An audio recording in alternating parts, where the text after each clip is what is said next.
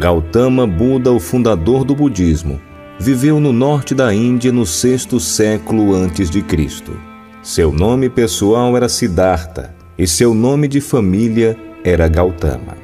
Ele foi chamado de Buda após ter atingido a iluminação e realizado a verdade última. Buda significa desperto ou iluminado. Ele se chamava de Tathagata, enquanto que seus seguidores o chamavam de Bhagawa, o bem-aventurado. Outros se referiam a ele como Gautama ou Sakyamuni. Ele nasceu como um príncipe que parecia ter tudo. Teve uma criação luxuosa e sua família era de uma descendência pura de ambos os lados. Ele era o herdeiro do trono, extremamente belo, inspirador de confiança, majestoso e dotado de uma bela compleição e uma presença refinada. Aos 16 anos, casou-se com sua prima Yashodhara, majestosa, serena e plena de dignidade e graça. Apesar de tudo isso, o príncipe Siddhartha se sentia preso no luxo, como um pássaro em uma gaiola de ouro. Durante as suas visitas fora do palácio, ele viu aquilo que foi conhecido como os 4 sinais. Isso é, um homem velho, um homem doente, um homem morto e um santo recluso. Quando viu os sinais um após o outro, a compreensão veio a ele de que a vida está sujeita ao envelhecimento e à morte. Ele perguntou: qual o reino da vida no qual não há nem velhice nem morte? O sinal do recluso que estava calmo por ter abandonado a ânsia pela vida material deu a ele que a indicação do primeiro passo em sua procura pela verdade deveria ser a renúncia. Isso significava compreender que as posses materiais não poderiam trazer a felicidade última que as pessoas ansiavam.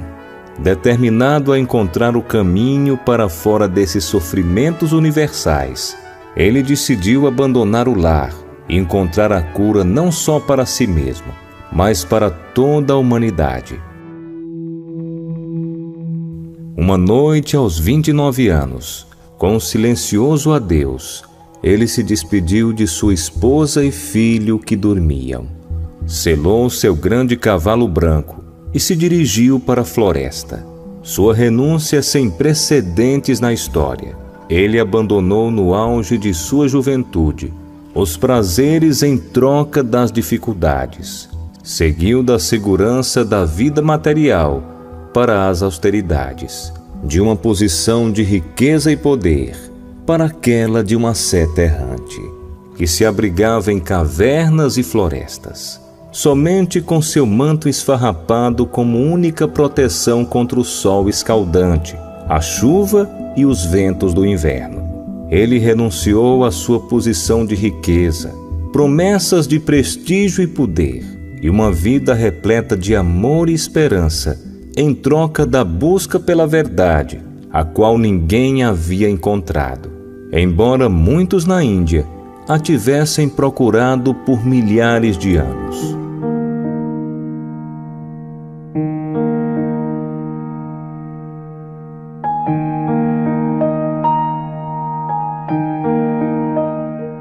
Por 6 longos anos, Siddhartha se dedicou a encontrar a verdade. Qual a verdade ele buscava? Era entender verdadeiramente a natureza da existência e encontrar a felicidade derradeira e imutável. Estudou sob os mais proeminentes mestres da época e aprendeu tudo que tais professores religiosos podiam lhe ensinar. Quando descobriu que não podiam ensinar aquilo que estava buscando, ele decidiu encontrar a verdade por seus próprios esforços. Um bando de ascetas se juntou a ele e juntos praticavam severas austeridades, na crença que se o corpo fosse torturado, então a alma seria liberta do sofrimento. Siddhartha era um homem de energia e força de vontade, e superou os outros ascetas em cada austeridade que praticava. Quando jejuava, ele comia tão pouco que quando olhava a pele de seu estômago, ele conseguia tocar sua coluna vertebral. Ele se pressionou a realizar feitos supra-humanos de autotortura, de maneira que certamente teria morrido, mas compreendeu a futilidade da automortificação e, ao invés disso, decidiu praticar a moderação.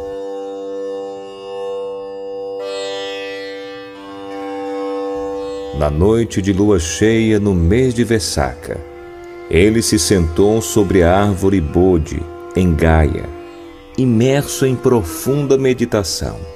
Foi então que sua mente explodiu a bolha do universo material e percebeu a verdadeira natureza de toda a vida e de todas as coisas.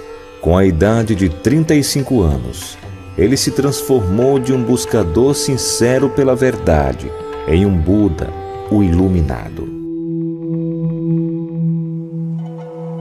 Por quase meio século depois da iluminação, o Buda andou pelas estradas poeirentas da Índia ensinando o Dharma, de forma que aqueles que ouvissem e praticassem viessem a ser enobrecidos e livres. Ele fundou uma ordem de monges e monjas, desafiou o sistema de castas, elevou o status das mulheres, encorajou a liberdade religiosa e a livre investigação. Abriu os portões da liberdade para todos, em qualquer condição de vida, alta ou baixa, santo ou pecador. Enobreceu as vidas de criminosos como Angulimala e de cortesãs como Ambapali. Ele libertou a humanidade da escravidão religiosa, do dogma religioso e da fé cega. Ele atingiu o ápice em sabedoria e inteligência. Cada problema foi analisado em suas partes constituintes, e então foram reajuntadas na ordem lógica, com o significado tornando claro. Ninguém podia derrotá-lo no diálogo. Um professor inigualável mesmo nos dias de hoje. Ele ainda é o mais proeminente analista da mente e dos fenômenos. Pela primeira vez na história, ele deu aos seres humanos o poder para pensar por si mesmos. Elevou o valor da humanidade e mostrou que os seres humanos podem alcançar o mais alto conhecimento e a suprema iluminação por seus próprios esforços. Apesar da sua incomparável sabedoria e linhagem real, ele nunca se afastou dos simples aldeões. Distinções superficiais de classe e casta significavam pouco para ele. Ninguém era tão pequeno ou baixo que ele não pudesse ajudar. Frequentemente, quando uma pessoa sem casta, pobre e rejeitada, vinha até ele, seu respeito próprio era restaurado e sua vida era transformada de ignóbil para de um nobre ser.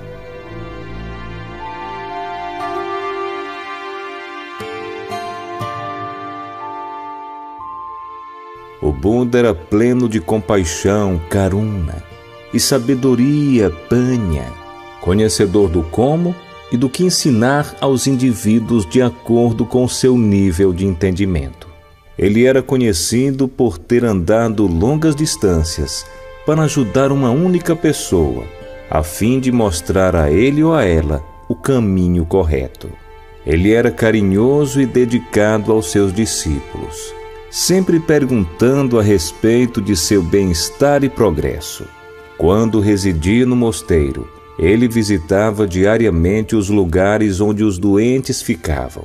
Sua compaixão pelos doentes pode ser notada por meio do seu conselho: quem cuida do doente, cuida de mim.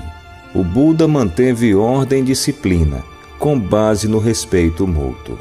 O rei Pasenadi não podia entender como o Buda mantinha tal ordem e disciplina na comunidade dos monges, enquanto ele, um rei, com poder de punir, não conseguia fazê-lo em sua corte. O método do Buda era o de fazer com que as pessoas agissem a partir de um entendimento interior, ao invés de fazê-las se comportar pela imposição de leis e ameaçá-las com punições. Muitos poderes milagrosos foram atribuídos a ele, mas ele não considerava qualquer tipo de poder sobrenatural algo de importância. Para ele, o maior milagre era explicar a verdade e tornar uma pessoa cruel em alguém bondoso por meio da compreensão. Um professor com profunda compaixão. Ele sentia o sofrimento humano e estava determinado a libertar as pessoas de seus grilhões por meio de um sistema racional de pensamento e um modo de vida.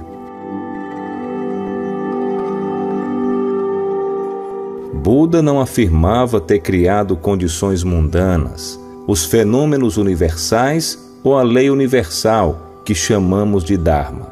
Embora descrito como Lokavidu, o conhecedor dos mundos, ele não era considerado o exclusivo guardião da lei universal. Ele livremente reconhecia que o Dharma, juntamente com o funcionamento do cosmos, é atemporal, não tem criador e é independente no seu sentido absoluto. Cada coisa condicionada que existe no cosmos é sujeita à operação do Dharma. O que o Buda fez, como todos os outros Budas antes dele, foi redescobrir a verdade infalível e torná-la conhecida pela humanidade. Descobrir a verdade, ele também descobriu os meios pelos quais alguém poderia de forma derradeira se libertar da sujeição ao ciclo infindável do condicionamento com os malefícios que o seguem. No Três Maiores Homens da História, H.G. Wells declara: no Buda se vê claramente um homem simples, devoto, solitário, lutando pela luz, uma personalidade humana vivida, não um mito. Ele também deixou uma mensagem universal à humanidade. Muitas de nossas melhores ideias atualmente se encontram em estreita harmonia com sua mensagem. Toda miséria e descontentamento da vida são devidos, ele ensinou, ao egoísmo. Antes de um homem se tornar sereno, ele deve cessar de viver voltado para os seus sentidos ou para ele mesmo. Então ele se funde em um ser maior.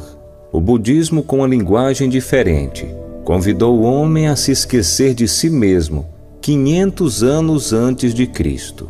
De certa forma, ele estava mais perto de nós e de nossas necessidades. Ele foi mais lúcido quanto à nossa importância individual no serviço do que Cristo, e menos ambíguo quanto à questão da imortalidade pessoal.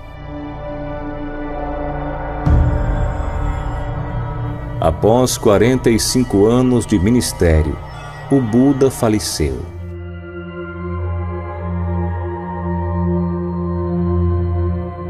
Atingiu Parinibbana, com idade de 80 anos, num local chamado Kusinara, deixando para trás numerosos seguidores, monges e monjas, e um vasto tesouro de ensinamentos do Dharma.